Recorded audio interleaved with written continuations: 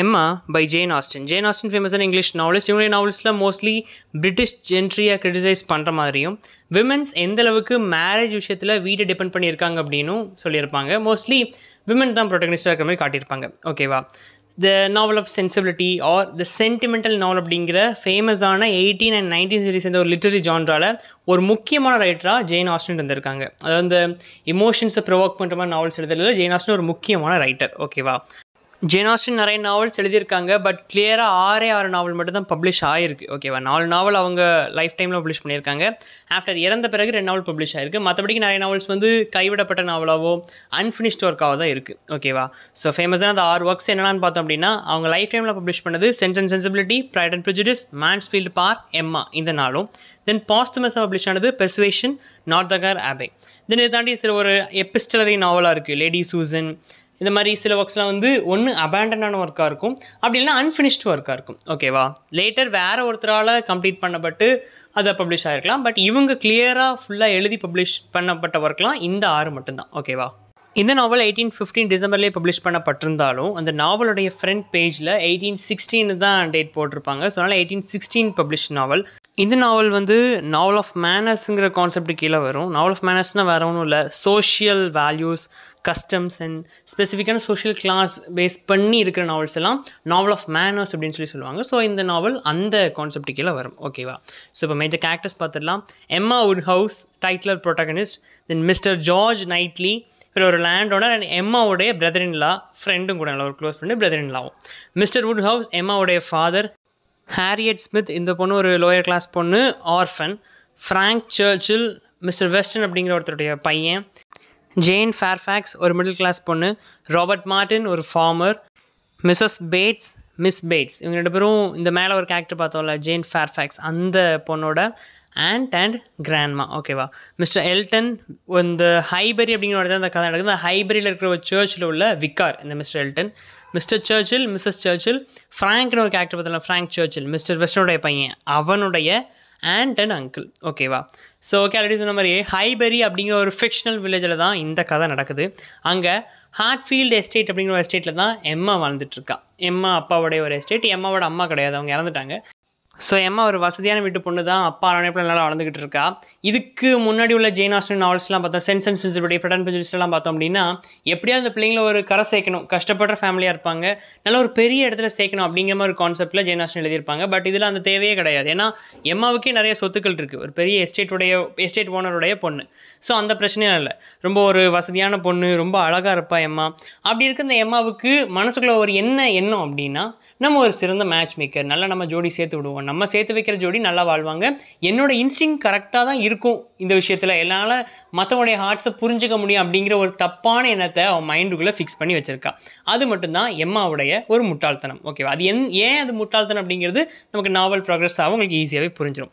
So இவ எதை வச்சு இப்படி சொல்கிறா அப்படின்னா, இவளுடைய கவர்னஸ் மிஸ் டெய்லர் அப்படிங்கிற ஒரு லேடிக்கும் ஒரு விடோவர் மிஸ்டர் வெஸ்டனுக்கும் இவன் என்ன பண்ணியிருப்பான்னா மேரேஜ் பண்ணி வச்சிருப்பா. அவர் நல்ல வசதியான ஆள் மிஸ்டர் வெஸ்டன். ஓகேவா? ஸோ அவருக்கு இவளுக்கு கீழே வேலை பார்த்த ஒரு கவர்னஸை மேரேஜ் பண்ணி வச்சிருப்பா, நல்லா வாழ்ந்துட்டு இருக்காங்க. ஸோ அதுலேருந்து இவளுக்கு என்ன ஒரு எண்ணம் அப்படின்னா, நம்ம சேர்த்து வைக்கிற ஜோடி நல்லா தான் வாழ்வாங்க, நமக்கு அந்த மேட்ச் மேக்கிங் ஸ்கில் நல்லாவே இருக்குன்னு சொல்லி இவளே ஃபேன்சி பண்ணிக்கிறா அவன் மைண்டுக்குள்ளே. ஓகேவா? இப்போ வந்து அவருடைய கவர்னஸ் மிஸ் டெய்லரை மேரேஜ் பண்ணி கொடுத்துட்டா. மிஸ்டர் வெஸ்டன் அவர் கொஞ்சம் வயசானவர் தான், அவருக்கு மேரேஜ் பண்ணி கொடுத்துட்டா. கொடுத்த பிறகு இவளுக்கு துணைக்கு ஒரு ஆள் இல்லாமல் இருக்குது. உடனே ஹாரியட் ஸ்மித் அப்படிங்கிற ஒரு லோ கிளாஸ் பொண்ணை இவ கூட சேர்த்துக்கிறா. அந்த பிள்ளையை சேர்த்துக்கிட்டு அந்த பிள்ளைகளுக்கு ரொம்ப பிடிச்சி போயிடுது. பிடிச்ச உடனே நீ என் கூட இருமா, நான் நல்லா பார்த்துன்னு சொல்லிட்டு அவளுக்கு நிறைய விதமாக நல்லா சொல்லிக் கொடுக்குறா, நல்லா சொல்லிக் கொடுத்து நல்லா பத்திரமா பார்த்துக்கிறா. ஒரு வேலைக்காரி மாதிரி ட்ரீட் பண்ணல, அவளுக்கு ஈக்குவலாகவே நல்லா அந்த பிள்ளையை பார்த்துக்கிறா ஹாரியட் ஸ்மித்தை. இப்போ இவங்க வீட்டு பக்கத்தில் ஒரு ஃபார்மர் ஃபேமிலி இருக்காங்க. அந்த ஃபார்மர் ஃபேமிலியை சேர்ந்த ஒரு பையன் தான் ராபர்ட் மார்டின். இந்த ராபர்ட் மார்டினுக்கு இந்த ஹாரியட் ஸ்மித் மேலே ஒரு கண்ணு. இப்போது ப்ரப்போஸ் பண்ண இடையெல்லாம் அவன் இருக்கிறான். அது வந்து இந்த அம்மாவுக்கு தெரிஞ்சிருது, நம்ம எம்மாவுக்கு தெரிஞ்ச உடனே ஹாரியட் ஸ்மித் கிட்ட என்ன சொல்கிறா அப்படின்னா, இல்லை நீ வந்து அவன் லவ் ப்ரப்போஸ் பண்ண வந்தான் அப்படின்னா என்ன பண்ணி ரிஜெக்ட் பண்ணிடுறேன்னா, நீ வந்து கண்டிப்பாக, ஏன்னா இந்த பிள்ளை வந்து ஒரு ஆர்ஃபன், அப்பா அம்மா யாருன்னே தெரியாத ஒரு பொண்ணு. ஸோ எம்மா என்ன சொல்கிறா அப்படின்னா, உன்னோட அப்பா அம்மா ஒரு பெரிய ஜென்டில்மேனாக தான் இருப்பாங்க, ஜென்டில் ஃபேமிலியை சேர்ந்தவங்களாக தான் இருப்பாங்க. ஸோ நீ என்ன பண்ணு, இவன் வந்து ப்ரப்போஸ் பண்ணான்னு ஏற்றுக்காத, நான் உன்னை வேறு லெவலில் வச்சுருக்கேன், நீ ஒரு வேறு லெவலான ஆள், பெரிய ஆள், அதனால் அவன் ப்ரப்போஸ் பண்ணுறான்னு அந்த ப்ரப்போசலை ஏற்றுக்காத, just he is a farmer, so ஏற்றுக்காது அப்படின்னு சொல்லி இந்த பிள்ளை மண்டை நல்லா கழுவி வச்சிடறா. அவன் வந்து ப்ரப்போஸ் பண்ணுறான். ஹாரியட் ஸ்மித் அவாய்ட் பண்ணிடுறான், ரிஜெக்ட் பண்ணிடுறான், என்னால் முடியாது அப்படின்னு சொல்லி ரிஜெக்ட் பண்ணி அனுப்பிடுறான். அவனும் சோகத்தில் போயிடுறான். இவளுக்கு இப்போ என்ன பிளான் அப்படின்னா, நம்ம எம்மாவுக்கு தான் நம்ம சொன்னோம் இல்லையா, மேட்ச் மேக்கிங் ஸ்கில் இருக்கிறத எவ்வளோ நினச்சிக்கிட்டு இருக்கா. ஸோ அதனால் இப்போ வேற ஒரு மாப்பிள்ளையை நம்ம இந்த ஹாரியட் ஸ்மித்துக்கு பார்த்து வச்சிருக்கா, அவங்கள்ட்ட சேர்த்து வச்சிடலாம் அப்படின்னு. இப்போது மிஸ்டர் நைட்லி யார், இவளுடைய பிரதர்லாம். அவர் வந்து எம்மாட்ட சொல்கிறார், எம்மா நீ வந்து பண்ணுறது தப்பு, நீயா ஒரு விஷயத்த மனசில் வச்சுக்கிட்டு நீ முடிவு எடுக்கக்கூடாது, உனக்கு அந்த ஸ்கில் இருக்குன்னு நீ நினச்சிட்டு இருக்க, ஆனால் உனக்கு அந்த ஸ்கில் கிடையாது அப்படின்னு சொல்லி அவர் சொல்கிறார். பட் அதெல்லாம் கேட்டுக்க மாட்டேங்கிறா. கேட்காம இப்போ இந்த பொண்ணு ஹாரியட் ஸ்மித்துக்கு யார் அவள் ஒரு மேட்சாக பார்க்குறா அப்படின்னா மிஸ்டர் எல்டன். ஓகேவா, நம்ம ஒரு விக்கார்னு பார்த்தோம் இல்லையா, இந்த ஹைபெரியில் இருக்கிற ஒரு சர்ச்சுடைய விக்கார், அவரை தான் இவ ஒரு மேட்சாக பார்த்து வச்சிருக்கா. ஸோ அவருமே கொஞ்சம் இன்ட்ரெஸ்ட் கூட இந்த பிள்ளைகிட்ட வந்து பழகிறாரு, ஹாரியட் ஸ்மித் கிட்ட பழகிறாரு, நல்லாவே பேசி பழகிறாரு. இப்போ எம்மாவுக்கு ஒரு சந்தோஷம், அதான் அந்த மனுஷன் நல்லா பழகிறாரு, எப்படியாவது இந்த மிஸ்டர் எல்டனை நம்ம யாரு கட்டி வைக்கணும், ஹாரியட் ஸ்மித் கட்டி வச்சா அவள் லைஃப் நல்லாயிரும் அப்படிங்கிற ஒரு நல்ல எண்ணம் எம்மாவுக்கு இருக்குது. எம்மாவை பொறுத்த வரைக்கும் எப்படின்னா, அவள் மைண்டுக்குள்ள நினச்சிக்கிறா இப்படி நமக்கு நல்லா அந்த ஸ்கில் இருக்குன்னு நினச்சிக்கிறா, மற்றபடிக்கு அவளுக்கு கெட்ட எண்ணம் இருக்குன்னுலாம் கிடையாது, அந்த ஸ்கில் இருக்குன்னு சொல்லி அவளாக நினச்சிக்கிறா, அவ்வளோதான்.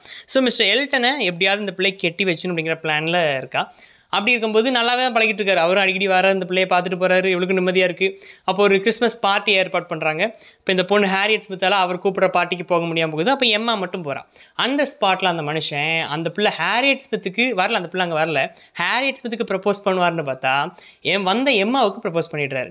பார்த்தா அவர் அந்த வீட்டுக்கு வந்து பழகினதே ஹாரியட் ஸ்மித்துக்காக இல்லை, எம்மாவுக்காக தான் அப்படிங்கிறது தெரியுது. தெரிஞ்சோடனே எம்மாவுக்கு ரொம்ப கோவம் தாங்க முடியலை. அங்கேருந்து போடா நீ உன் ப்ரப்போசல் நான் ஏற்றுக்க முடியும்னு சொல்லிட்டு கோவத்தில் வந்துடுறா. அவருடைய மேட்ச் மேக்கிங் ஸ்கில் தப்பாக போயிடுச்சுங்கிறது அவளால் தாங்கவே முடியலை. ஹாரியட் ஸ்மித்துக்கு அந்த விஷயம் தெரிய வருது. இப்போது நம்மளை சுற்றி நம்ம கூடயே வந்து இங்கேருந்து பார்த்துட்டு இருந்தவன் நமக்காக வரல, எம்மாக்காக தான் வந்திருக்கான் அப்படின்னு தெரிஞ்ச உடனே அவளுக்குமே ஒரு வலி. ஸோ இதுலேருந்து எம்மா என்ன முடிவு பண்ணுறா அப்படின்னா, இனிமேல் இந்த மாதிரி இந்த மேட்ச் மேக்கிங் வேலை நமக்கு தேவையே கிடையாது. ஏன்னா அவளுடைய ப்ரைடு, அதாவது என்னால் கரெக்ட் நான் சேர்த்து வைக்க தான் நல்லா தான் இருக்கும், நான் கரெக்டாக தான் யோசிக்கிறேன் அப்படின்னு சொல்லி யோசிச்சுட்டு இருந்தா இல்லையா, அந்த யோசனை இப்போ தப்பாக போயிடுச்சு.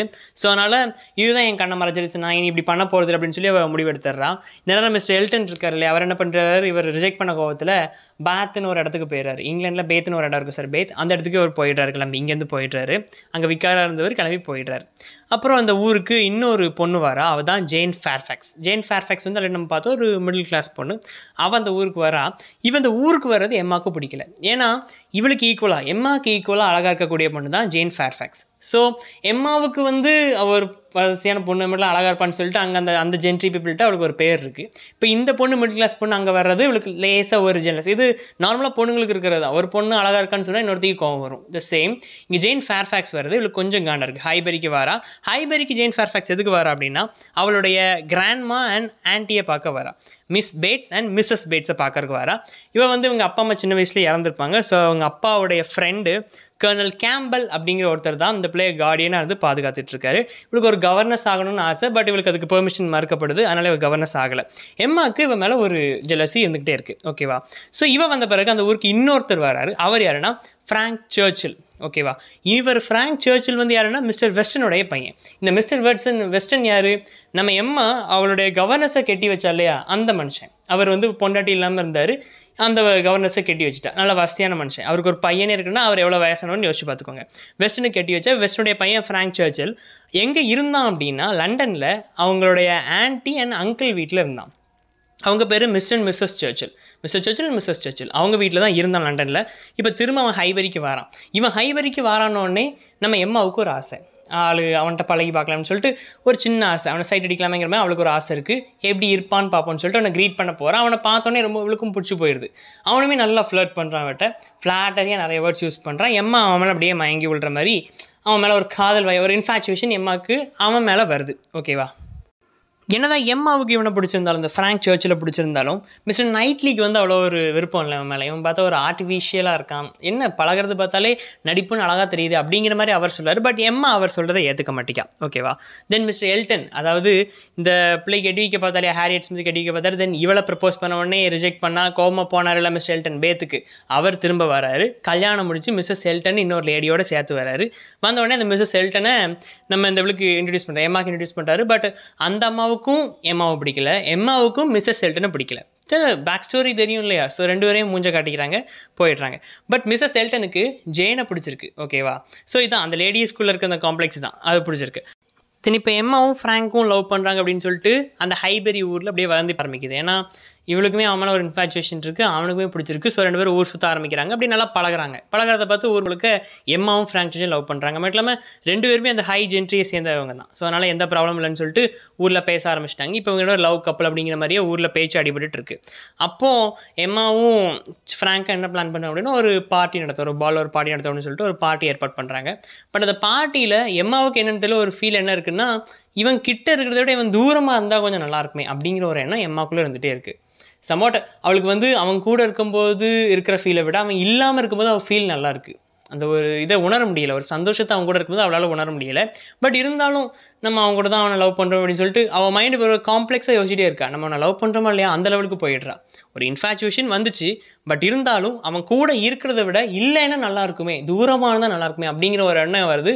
ஸோ இப்போ ஒரு குழப்பத்தில் இருக்கா. ஓகே, அந்த பாலில் அவனோட தள்ளியே போய்கிட்டு இருக்கா. அப்போ அந்த பாலில் மிஸ்ஸஸ் வெஸ்டன், அதாவது அந்த அம்மா இந்த கவர்னஸை கட்டி வச்சார் இல்லையா, அவங்க எம்மாட்ட சொல்கிறாங்க. என்ன சொல்கிறாங்க அப்படின்னா, நைட்லேயும் ஜெயினும் கொஞ்சம் ஒன்றா சுற்றுற மாதிரி இருக்குது, மேபி அவங்க 2 லவ் பண்ணுறாங்களோ அப்படின்னு சொல்லும்போது இவளுக்கு ஜெயினை பிடிக்கவே செய்யாது. அதுவும் அவர் வந்து இவளுடைய பிரதர் இல்லா. ஸோ அதனால் சீச்சி அவர்லாம் அப்படி பண்ணவே மாட்டார், அதுவும் அவளை வாய்ப்பே இல்லை அப்படிங்கிற மாதிரி அவள் டிஸ்மிஸ் பண்ணிடுறா. தென் ஹேரியட்னு அந்த பொண்ணு இருக்கா இல்லையா, அவளும் அந்த பாலில் இருக்கா, அந்த பார்ட்டியில் இருக்கா. அவள் மட்டும் இல்லாமல் மிஸ்டர் எல்டனும் இருக்குது, கல்யாணம் பண்ணிட்டு வந்தார் இல்லையா. அதாவது இவளுக்காக தான் மிஸ்டர் எல்டனை அவள் மேட்ச் மேக் பண்ண ட்ரை பண்ணா எம்மா. அப்போ அந்த மனுஷன் ஒரு பொண்டாட்டியோட வந்து வேணுக்குனே காண்டேத்துறாரு. காண்டேத்தி இந்த பிள்ளையை அசிங்கப்படுத்தா, நீ ஒரு லோ கிளாஸ் பண்ண அப்படி அசிங்கப்படுத்தும் போது அந்த இடத்துல அந்த பிள்ளை யார் காப்பாற்றுறா அப்படின்னா நைட்லி. அவர் வந்துட்டு நீ ஏன் கூட ஆடவாமா, ஏன்னா உன் கூடலாம் யார் ஆடுவா அப்படின்னு சொல்லி மிஸ்டர் எல்டன் கேட்டிருப்பான். அதுக்கு மிஸ்டர் நைட்லி என்ன பண்ணுவார்னா, நீ ஏன் கூட ஆடுன்னு சொல்லிட்டு எம்மாவோட பெர்மிஷனோட அந்த பொண்ணு கூட அந்த பாலை டான்ஸ் ஆடுவார். அந்த பொண்ணுக்கு ரொம்ப சந்தோஷமாயிடும். பரவாயில்லையே நம்மளையும் மதிக்கிறாங்க அப்படின்னு சொல்லி அந்த பிள்ளை ரொம்ப சந்தோஷப்படுவா. இதெல்லாம் பார்த்துட்டு எம்மா இப்போ மறுபடியும் என்ன ஒரு தப்பு பண்ணுவா அப்படின்னா, மைண்டில் இன்னொரு கணக்கு போடுவா. அது இவளுக்கு வந்து இப்போ ஃப்ராங்க்கு கிட்ட இருக்கிறத விட கொஞ்சம் தள்ளி இருந்தால் நல்லாயிருக்குமே, ஏனோ அவளுக்கு அந்த லவ் பண்ணுறோங்கிற எண்ணம் வந்தாலும் அவங்ககிட்ட இருக்கிறது அவளுக்கு ஒரு பிடிக்கல, ஒரு மாதிரி டிஸ்கஸ்டிங்காகவே இருக்குது. அப்படி இருக்கும்போது ஏன் நம்ம பேசாமல் ஃப்ராங்கை ஹேரியட்டுக்கு கட்டிக்கக்கூடாது அப்படிங்கிற ஒரு தப்பான எண்ணம் மறுபடியும் அவளுக்கு வருது. அந்த மேட்ச் மேக்கிங் ஸ்கில் அதான் அவன் மைண்டில் ஒரு ப்ரெஜுடிஸ் இருக்குது அவளுக்குள்ள, நம்ம சேர்த்து வச்சா நல்லாயிருக்கும் அப்படிங்கிற ஒரு எண்ணம் இருக்குது. ஸோ அதை வந்து இப்போ மைண்டுக்குள்ளே வச்சிருக்கா. எப்படியாவது இந்த பிள்ளைக்கு அப்போ ஹேரியட்டுக்கு ஃப்ராங்கை கட்டி வச்சிடலாம் அப்படிங்கிற ஐடியாவுக்கு வந்துடுறா. தென் நெக்ஸ்ட் டே இந்த பார்ட்டிக்கு அடுத்த நாளே இந்த பொண்ணு ஹேரியட் இந்த ரோட்டில் போயிட்டுருக்கும்போது ஒரு குரூப் ஆஃப் ஜிப்சி பர்கர்ஸ் இந்த பிள்ளையை வந்து என்ன பண்ணுறாங்க, அட்டாக் பண்ண வராங்க, ஏதாவது பணம் இருக்கான்னு திருட வராங்க. அப்போ ஃப்ராங்க் தான் காப்பாற்றுறான். காப்பாற்றினோடனே ஊருக்குள்ளே இன்னொரு பேஜ் போகுது. என்னென்னா ஃப்ராங்க்கும் ஹேரியட்டும் விரும்புகிறாங்க அப்படிங்கிற பேரும் போது ஆல்ரெடி எம்மா வேறு மைண்டில் யோசிச்சு வச்சுருந்தா இல்லையா, பேசாமல் ஃப்ராங்கை வந்து ஹேரியட்டுக்கே கட்டி வச்சிடலாம், நமக்கு வேணாம் அப்படின்னு சொல்லி யோசிச்சு வச்சுருந்தா இல்லையா. ஸோ இந்த ஐடியா இப்போ அவளுக்குள்ளே நல்லா ஸ்ட்ராங் ஆகிட்டுருக்கு. ஸோ இப்போ இந்த ஹைபெரி ஊருக்குள்ளே பலவிதமாக பேச்சுக்கள் போய்கிட்டே இருக்குது. ஒரு பக்கம் என்னடான்னா எம்மாவும் ஃப்ராங்க்கும் தான் நல்ல ஜோடி, அவங்க 2 பேரும் கல்யாணம் பண்ண போகிறாங்க அப்படிங்கிற மாதிரி பேச்சு போகுது. ஆல்ரெடி லவ் பண்ணுறாங்கிற விஷயம் அங்கங்கே சில தெரிஞ்சது, அந்த பார்ட்டிலாம் நடத்துனாங்கலாம் தெரிஞ்சது தான். ஸோ அதனால் அவங்க லவ் பண்ணாங்கன்னு சொல்லி கொஞ்சம் பேர் சொல்கிறாங்க. சிலர் அந்த கொஞ்சம் பெகஸ்ட் வந்து அவன் காப்பாற்றின இல்லையா ஃப்ராங்க் ஹேரியட்டை, ஸோ அதனால் ஃப்ராங்க்கும் ஹேரியட்டும் அஃபேர் வச்சுருக்காங்களா அப்படிங்கிற மாதிரி ஆளுக்கு ஒரு பக்கம் வந்து போகுது இந்த ஜோடிகளை பற்றி. தென் மிஸ்டர் நைட்லி எம்மாவை மீட் பண்ண வர்றாரு. மீட் பண்ணி என்ன சொல்கிறார் அப்படின்னா, எம்மா நீ வந்து ஃப்ராங்கை மேரேஜ் பண்ணிக்காது, எனக்கு என்னவோ அவன் ஜேனை விரும்புகிற மாதிரி டவுட் இருக்குது அப்படின்னு சொல்லி சொல்கிறாரு. பட் இவன் என்ன கணக்கு போட்டு வச்சிருக்கா அப்படின்னா, ஹேரியட்டுக்கு கட்டி வச்சிடலாம் அப்படிங்கிற கணக்கு போட்டுட்ருக்கா. அவளுமே இது பண்ணல. இருக்கும்போது இவளுக்கு ஜேனை வேறு பிடிக்காது. ஸோ ஜேனெல்லாம் விரும்ப வாய்ப்பே கிடையாது, நான் வந்து ஹேரியட்டுக்கு அவனை கட்டி வைக்க போகிறேன் அப்படின்னு சொன்ன உடனே, நீ உன் மேட்ச் மேக்கிங் ஸ்கில்லை இன்னுமே நீ ரொம்ப நம்பிட்டு இருக்க அப்படின்னு சொல்லி சொல்லும்போது அவள் சொல்கிறா, என்னால் ஒரு பர்சனுடைய ஹார்ட்டை புரிஞ்சிக்க முடியும் அப்படின்னு சொல்லி எம்மா சொல்கிறா. தென் அதுக்கு அடுத்த நாள் இந்த பொண்ணு ஜேனுடைய வீட்டில் வந்து அவளுடைய ஆன்ட்டி மிஸ் பேட்ஸோட ஒரு மலைக்கு ஒரு அவுட்டிங் மாதிரி போகிறா. பாக்ஸ் ஹில் அப்படிங்கிற ஒரு மலைக்கு போகிறா. அங்கே அவுட்டிங்கில் இருக்கா. அப்போ அங்கே வந்து யாரை மீட் பண்ணுறேன்னா எம்மாவை மீட் பண்ணுறான். எம்மா அவளையும் அவன் ஆன்ட்டியும் பார்த்த உடனே இவளுக்கு தான் பிடிக்காதுல்ல ஜேனை, அதான் பெண்ணுங்களுக்கு அந்த இருக்கிற அந்த பொறாமை, அந்த ஜெலசி, அழகாக இருக்கா அப்படிங்கிற ஒரு ஜெலசி, அதில் தேவையில்லாமல் இன்சல்ட் பண்ணுறா. அவங்களும் ஒரு மிடில் கிளாஸ் ஃபேமிலியா, அதனால் ரொம்ப இன்சல்ட் பண்ணுறா. அந்த இடத்துக்கு நைட்லி வந்து சொல்கிறாரு, நீ பேசுகிற ரொம்ப தப்புன்னு சொல்லி அவளை அவங்க 2 பேர் முன்னாடியே திட்டி மன்னிப்பும் கேட்க வச்சிடறாரு நைட்லி. தென் ஃப்ராங்க்குடைய ஆன்ட்டி மிஸ்ஸஸ் சர்ச்சில், அவங்க லண்டனில் இருக்காங்கன்னு பார்த்தோம், அவங்க திரும்ப இங்கே வந்திருப்பாங்க. அவங்க வந்து டெத் பெட்டில் இருக்காங்க. இருக்கும்போது ஒரு விஷயத்தை ரிவீல் பண்ணிட்டு இறந்துடுறாங்க. என்ன அப்படின்னா, ஃப்ராங்க்கும் ஜேனும் சீக்ரெட்டாக என்கேஜ் பண்ணிட்டாங்க அப்படிங்கிற சொல்லிட்டு அவங்க இறந்துடுறாங்க. அவங்க இதை எதுக்கு சாகும்போது சொல்லியிருக்காங்க அப்படின்னா, அவங்களுக்கு ஆல்ரெடி இந்த விஷயம் தெரிஞ்சு ஃப்ராங்கிட்ட என்ன சொல்லியிருக்காங்க அப்படின்னா, நீ வந்து ஜேனை மேரேஜ் பண்ணக்கூடாது, அவன் நம்ம ஸ்டேட்டஸ்க்கு ஈக்குவலான பொண்ணு கிடையாது அப்படின்னு சொல்லி தடுத்துருக்காங்க. அதனால தான் ஃப்ராங்க் என்ன பண்ணியிருக்கான் அப்படின்னா, இந்த பொண்ணு எம்மாவை விரும்புகிறதா அப்படியே அந்த சொசைட்டியில் ஏமாற்றிருக்கான். மக்கள் நம்பணும், ஆட்கள் நம்பி ஊர் முழுக்க இவன் வந்து எம்மாவை மேரேஜ் பண்ண போகிறான் அப்படின்னு சொல்லி பரவட்டும் அப்படின்னு. ஏன்னா எம்மா வந்து அவங்க லெவலுக்கு ஈக்குவலான ஒரு பொண்ணு, அது பரவணும் அப்படிங்கிறதுக்காக எம்மாட்ட பழகிருக்கானே ஒழிய அவனுக்கு எம்மா மேலே எந்த ஒரு லவ்வும் கிடையாது. அதனால தான் அவனால் ஒரு ஈடுபாடோடு அவ கூட ஒரு லவ் ரிலேஷன்ஷிப்பில் இருக்க முடியலை. ஸோ தட் எம்மா அவங்க கூட இருக்கும்போதெல்லாம் ஏன் தூரமாக இருந்தால் கூட நல்லா தான் இருக்குமே, அவங்க கூட இருக்கிறதும் தூரமாக அவன் இல்லாமல் இருக்கிறது ஒன்று தான் அப்படிங்கிற ஃபீல் எம்மாவுக்கு இருந்திருக்கு. ஓகேவா? ஸோ அவன் ஜஸ்ட் ஏமாற்றிருக்கான், எம்மா கூட இருந்து அட்டாச்சாக இருக்கிற மாதிரி ஏமாற்றிருக்கான். பட் அவன் விரும்பினது ஜெயனை சீக்கிரட்டாக என்கேஜ் பண்ணியிருக்கான். இந்த விஷயம் வந்து வெளியே தெரியுது. ஜெயனுக்கு இப்போ என்னென்னா இவ்வளோ பிரச்சனைகள், இவ்வளோ ஒருத்தி ஏமாற்றி இது பண்ணி தான் நீ விரும்பணும் அப்படின்னு சொல்லிட்டு பிரச்சனை வெடிக்குது அவங்க ஃபேமிலியில், அந்த நம்ம வெஸ்டர்ன் ஃபேமிலியில் வெடிக்குது. ஸோ அதனால் எனக்கு என்கேஜ்மெண்ட் வேணாம், ஒன்றும் வேணாம், நான் கிளம்பிடுறேன், விட்டுரு, நான் ஒரு கவர்னஸாக போய் சேர போகிறேன், இனிமேல் நான் இண்டிபெண்டாக இருந்துக்கிறேன்னு சொல்லிட்டு அவள் கோவத்தில் போயிடுறான். போன பிறகு இப்போ எம்மாவுக்கு இன்னுமே சோகமாயிடுது. என்னென்னா இவன் ஹேரியட்டுக்கு ஃப்ராங்கை கட்டிக்கலான்னு இன்னொரு தப்பான முடிவு எடுத்திருந்தா, இப்போ அதுவும் சரி வராது அப்படிங்கிறது தெரிஞ்சு போச்சு. ஏன்னா இப்போ அவன் ஜெயனை என்கேஜ் பண்ணியிருக்கான் அப்படிங்கிறது தெரிஞ்சிருச்சு. ஸோ அவளோட இது போயிடுச்சு. ஏன்னா அவளுக்கு ஃப்ராங்க் மேலே பெரிய இன்டென்ஷன்லாம் போயிடுச்சு. ஸோ அதை தாண்டி இப்போ அவன் ஜெயின் கூட போயிட்டானோடனே இந்த பிள்ளை ஹேரியட் என்னவா அப்படின்னு சொல்லி யோசிச்சுட்டு இருக்கா. இப்படி ஹேரியட்டை போய் ஹேரியட் என்ன மன்னிச்சிரு, நான் ஃப்ராங்கை உனக்கு கட்டிக்கலாம் பார்த்துன்னு சொல்லும்போது அந்த பிள்ளை சந்தோஷமாக தான் இருக்கா. இல்லை எனக்கு பிரச்சனை இல்லை, நான் வந்து ஃப்ராங்க்ல எனக்கு இன்ட்ரெஸ்ட் கிடையாது, எனக்கு நைட்லேயே மேலே இன்ட்ரெஸ்ட் இருக்குது. ஏன்னா அந்த பார்ட்டி பால்லாம் காப்பாற்றினா இல்லையா அந்த மற்றவங்க முன்னாடி, அதனால அந்த பிள்ளை இப்படி சொல்கிறா. பட் இப்போ எம்மாவுக்கு ஒரு மன கஷ்டம் என்ன அப்படின்னா, நானும் நைட்லேயே தானே விரும்புகிறேன், ஆனால் அந்த பிள்ளைகிட்ட சொல்லலை, மனசுக்குள்ள நினச்சிக்கிறா நானும் நைட்லேயே தானே விரும்புகிறேன், இந்த பிள்ளை இப்படி சொல்லிட்டாலே சரி இதுக்கு மேலே நம்ம இவ்வளோ ஹர்ட் பண்ண வேணாம். இப்போ நானும் லவ் பண்ண சொன்னால் அப்புறம் அவளும் தர்ம சங்கடத்துக்கு உள்ளாயிடுவா. ஸோ நம்ம சொல்ல வேணாம், மைண்டுக்குள்ளேயே வச்சுக்கலாம், போயிட்டு போகுது, இந்த பிள்ளைக்கு நைட்லேயே விட்டு கொடுத்துருவோம். ஏன்னா நைட்லேயும் இந்த பிள்ளையை தான் ஏற்றுக்கிடுவார், நம்மளாம் ஏற்றுக்க மாட்டார். என்னோட மேட்ச் மேக்கிங் ஸ்கில் தான் இவ்வளோ பிரச்சனைகளுக்குமே ஒரு காரணமாக இருந்திருக்கு. ஸோ இந்த பிள்ளையை நைட்லேயே விட்டு கொடுத்துருவோன்னு சொல்லிட்டு அவள் விட்டுடுறா. நைட்லேயே வராரு. அவர் யாருக்கு ப்ரப்போஸ் பண்ணுறாருன்னா எம்மாவுக்கு ப்ரப்போஸ் பண்ணுறாரு. இந்த பிள்ளையை விட்டுறாரு. இந்த பிள்ளைக்கு அவர் ப்ரப்போஸ் பண்ணல. ஏன்னா அவருக்குமே எம்மா மேலே தான் ஒரு இன்ட்ரெஸ்ட் இருந்திருக்கு. ஸோ எம்மாவுக்கு இப்போ ஒரு சந்தோஷம், அப்பாடா நம்ம எதிர்பார்த்து நடந்துருன்னு சொல்லிட்டு நிம்மதியாக அந்த ப்ரப்போஸலை ஏற்றுக்கிறா. தென் ஜெயின் கவர்னர்ஸ் வேலைக்கே போகிறான்னு சொல்லி பார்த்தோம் இல்லையா, அவளை வந்து இவன் திரும்ப கூட்டு வந்துடுறான். ஃப்ராங்க் அவங்க வீட்டில் வந்து பெர்மிஷன் வாங்கிறான். அவங்க அங்கிள்கிட்ட சண்டை போட்டு பரவாயில்ல நான் அவளை கிடைக்குன்னு சொன்னேன், அவங்க வீட்டில் பெர்மிஷன் கொடுத்துறாங்க. ஸோ திரும்ப ஜெயினை கூட்டுட்டு வந்துடுறான். அதுக்கப்புறம் அந்த ராபர்ட் மார்ட்டின் ஒருத்தர் முதல்ல ப்ரப்போஸ் பண்ணார் இல்லையா ஹேரியட்டுக்கு, அவர் திரும்பவுமே ப்ரப்போஸ் பண்ணால் அந்த செகண்ட் ப்ரப்போஸில் ஹேரியட் ஏற்றுக்கிறான். ஸோ அந்த நாவல் முடியும் போது 3 கல்யாணத்தோடு முடியுது. Harriet and Mister Martin, Jane and Frank, Emma and Mister Knightley. So ஒரு பர்ஃபெக்டான ஒரு ஃபீல் குட் எண்டிங்காக இந்த நாவலை எண்ட் பண்ணுறாங்க ஜேன் ஆஸ்டின். தீம்ஸ்ன்னு பார்த்தோம் அப்படின்னா misperception, social status and blinding power of imagination.